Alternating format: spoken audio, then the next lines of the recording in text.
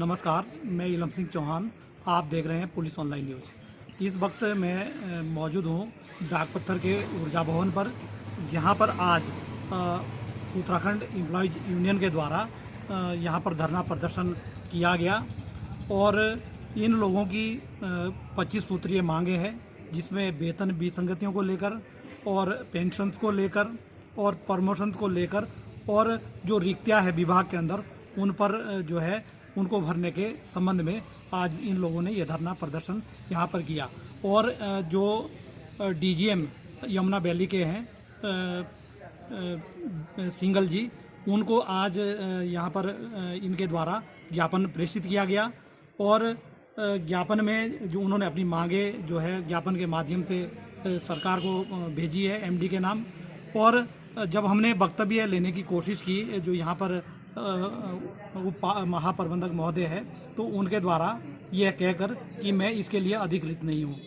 DGM पद पर जो व्यक्ति बैठा हुआ है और जिसको ज्ञापन दिया जा रहा है, अगर वो अपना वक्तव्य नहीं दे रहे हैं तो मीडिया कहाँ से इस बात की जानकारी लेगा कि उस ज्ञापन में क्या लिखा हुआ था। तो ये एक अपने आप में बड़ी बात है कि जब भी यहाँ ऊर्जा निगम है जितनी है, यहाँ पर मीडिया इनसे जानकारी लेने के लिए आता है, तो जितने अधिकारी हैं ये सब अपनी जो है वक्तव्य देने से बचते हैं और देहरादून का बहाना बनाकर कि देहरादून में इनका पीआरए बैठता है वो बाइट देगा। अब मामला इनसे संबंधित है, इनको ज्ञापन दिया गया तो उसके बारे में देहरादून के अधिकारी को क्या पता होगा। तो ये जो है इस मामले को हम मीडिया के द्वारा भी आगे उठाएंगे। डेलीगेशन इनके एमडी से मिलेगा ताकि यहाँ पर एक ऐसा व्यक्ति नियुक्त कर दिया जाए जो यहाँ की जो समस्याएं हैं उनके बारे में हम उनका वक्तव्य ले सकें। मैं Ilam Singh Chauhan, police online news के लिए, विकास नगर, देहरादून, उत्तराखंड से। Sir, hydro electric employees union द्वारा आज धरना किया जा रहा है, सर क्या प्रमुख मांगे हैं? देखिए भाई साहब, आपका बहुत बहुत धन्यवाद। आपने हम गरीबों के बीच आप लोग आए और आपने हमारी समस्याओं को सुना।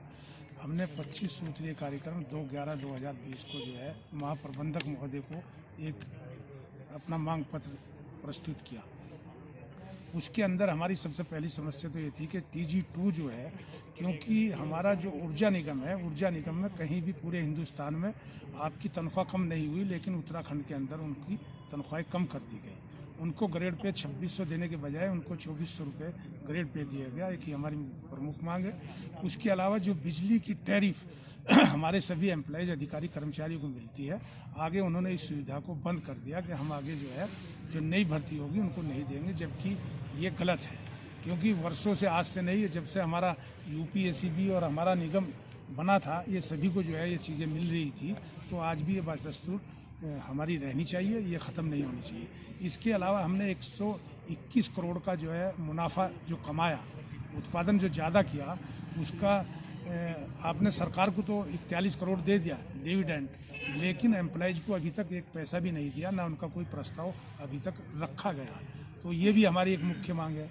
इसी प्रकार से हमारी 9/14/19 जो हमको पहले से समयबद्ध वेतनमान मिलता था, आज उनको जो है 9/14/19 के बजाय 10, 20, 30 कर दिया गया। इससे हमारे कर्मचारियों में बहुत आक्रोश है और बहुत ज़्यादा परेशानी है। इसी प्रकार से जो है हमारी गवर्नमेंट ने एक आदेश कर रखा है, उत्तराखंड सरकार ने, कि 30/9/2005 तक नियुक्त लोगों को पेंशन, पूर्व की भांति जो पेंशन मिलती थी वो पेंशन दी जाएगी। लेकिन हमारे ऊर्जा निगमों में उसको लागू नहीं किया गया, जबकि शासन में हमारा प्रस्ताव पहले से ऑलरेडी रखा हुआ है।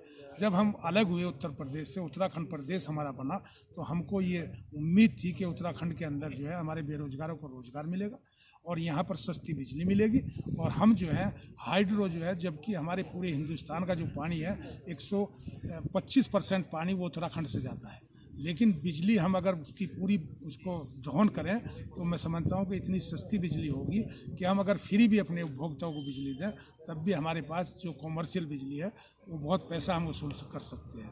तो हमारा यही सारी चीज़ों को लेकर हम चाहते हैं कि हमारे प्रदेश की उन्नति हो, हमारे देश की उन्नति हो और हमारे कर्मचारियों को भी जो पदोन्नति है वो समय समय पर, जैसे TG2 का है, अभी तक जो है TG2 की पदोन्नति अवर अभियंता पे होनी थी, अभी तक नहीं हुई। 1 साल हो गए उसको करते हुए, कभी कोई चीज़ बहाना, कभी कुछ बहाना, कभी कुछ बहाना।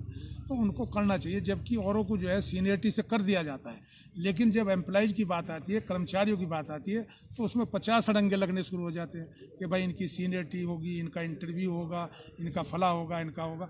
और अधिकारियों की अगर पदोन्नति करते हैं तो उनको सीनियरिटी के अनुसार ही उनकी पदोन्नति कर दी जाती है। तो हमारा ये भी था कि TG2 से और अभियंता है, हमारी 37 पोस्टें खाली हैं। हमारी डिमांड थी कि हमको 40% से 50% किया जाए। भाई हमारे जो है उत्तराखंड का ही हमारा जो बेरोजगार है वो रोजगार बनेगा अगर उसकी पदोन्नति होगी। TG2 की पोस्ट खाली होंगी, TG2 पर नई भर्ती होगी, हमारे उत्तराखंड के लोगों को उस पर जो है फ़ायदा होगा। तो इन सारी मांगों को लेकर हमने कहा कि हमने ये जन जागरण उपवास का जो कार्यक्रम शुरू किया है कि हम अपने जो है प्रबंध तंत्र को और सरकार को ये बताएं कि हमारे साथ ये जुल्म और ज्यादती की जा रही है, इस पर जो है समय रहते हुए इस पर निर्णय लिया जाए और हमारी जो जायज़ मांगे हैं उनको जो है तुरंत जो है उनको माना जाए और हमारे कर्मचारियों को। और हमारा सबसे बड़ा फोकस, मैं आपसे भी निवेदन करना चाहता हूँ, जो कॉन्ट्रैक्टर के थ्रू जो हमारी मेन पावर्स ली जाती है निगम के अंदर, उनके साथ बड़ा शोषण है, उनका बहुत शोषण है। उनको जो है 20-20, 15-15 हज़ार रुपये जो कॉन्ट्रैक्टर को देते हैं और कॉन्ट्रैक्टर उनको 5-5 हज़ार रुपये देता है और ना उनका EPF काटता है, ना उनका EIS काटता है, ना उनका इंश्योरेंस है। तो यहाँ इस पूरी बेल्ट के अंदर, और ज़्यादातर मैं देखा है जैसे आपका 82 है, 82 में जो हथियारी एक सब स्टेशन है, हथियारी सब स्टेशन पे जो वहाँ पे कॉन्ट्रैक्टर है, वो जो अब से 2 साल पहले उसने कॉन्ट्रैक्ट लिया था उसके रेट से जो है बगैर पूछे बगैर उसके उनकी सैलरी वो डाल रहा है। कितना बड़ा जुल्म है। तो यहाँ के लोगों को सबसे पहली तो यही जागृति होनी चाहिए कि हमारे जितने भी कॉन्ट्रैक्टर के थ्रू जो आदमी काम करता है, चाहे आप देहरादून में चले जाइए, देहरादून अगर आप जाएंगे, लाल पुल पे जाएंगे, घंटाघर पे जाएंगे, अगर एक रोज़मर्रा का जो एक मजदूर लेंगे वो 500 रुपये लेता है। और यहाँ पे जो है अगर किसी मजदूर को जितने कॉन्ट्रैक्टर पावर हाउसों में काम कर रहे हैं वो 300 रुपये 250 रुपये देते हैं और उनसे 8-8, 10-10 घंटे काम करते हैं। तो ये सबसे बड़ा शोषण है, सबसे बड़ा जुल्म किया जा रहा है। इसके विरुद्ध आपको भी खड़ा होना पड़ेगा, हमको भी खड़ा होना पड़ेगा और शासन को बताना पड़ेगा कि पावर हाउसों के अंदर जितने भी कॉन्ट्रैक्टर काम कराते हैं वो 200-200, 250 रुपये जो है मजदूरों को देते हैं और 10-10, 12-12 घंटे उनसे काम लेते हैं। इस शोषण को बंद किया जाए, उनकी जो पूरी सर्व न्यायालय के द्वारा जो निर्धारित उनके वेतन है वो वेतन उनको दिया जाए। अगर उनका EPF काटा जाए, उनका EIS काटा जाए, ये हमारी प्रमुख मांग है आज की। ठीक है, ठीक। थैंक यू, धन्यवाद भाईजान, आपका बहुत बहुत। ठीक है सर, बहुत बढ़िया। सर बताएं, आज आपके द्वारा यहाँ धरना प्रदर्शन किया जा रहा है यूनियन के द्वारा, तो क्या मांगे हैं जो सरकार ने अभी तक पूरी नहीं की और किस प्रकार की मांगे हैं?